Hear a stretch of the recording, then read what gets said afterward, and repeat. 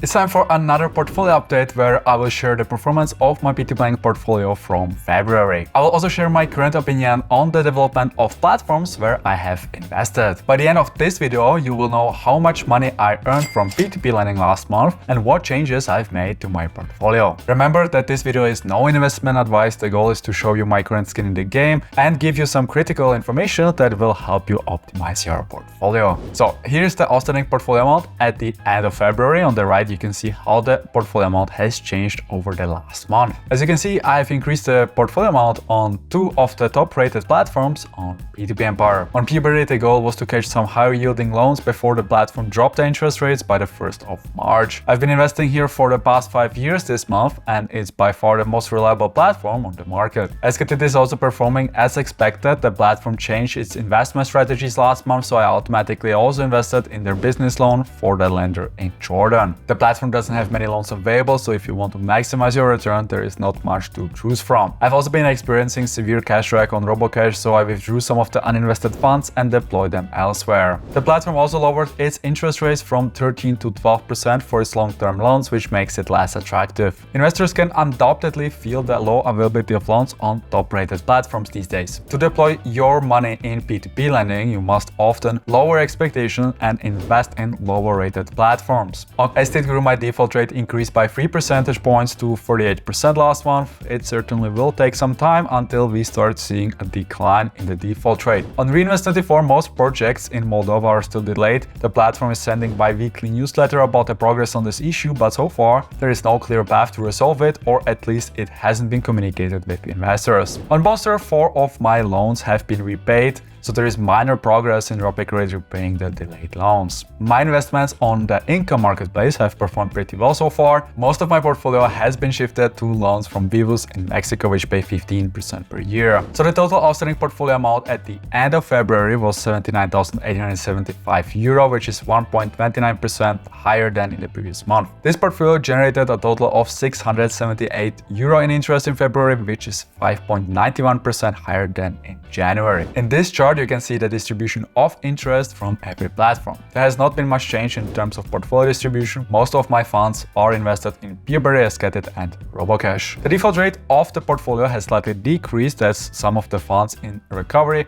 have been reinvested and the portfolio increased on SKT and P2P, where I invested in current loans. The number of loans in recovery decreased as P2P continued to repay war-affected loans. The portfolio in war-affected loans is currently at 4,769 euros, which is 9.27% lower than in January. Regarding loan type, there has not been much change. Most of the portfolio is exposed to short-term loans followed by commercial and real estate loans. The portfolio is globally diversified, which helps me lower the country's risk in one specific market. In terms of security, most of the loans are unsecured consumer loans backed by a buyback guarantee. A portion of the portfolio is secured by a mortgage. Ironically, mortgage-backed loans are performing the worst these months. To summarize this portfolio update, the average investment per loan in February was 73 euro and the weighted average interest rate decreased to 11.61%. The portfolio is split across 1,123 loans in 18 countries. So that's been my portfolio update. If you have found this video helpful, hit the like button and subscribe to get notified about future updates. If you have made any changes to your portfolio, let me know in the comments below. Thanks for watching and I will catch you in the next one.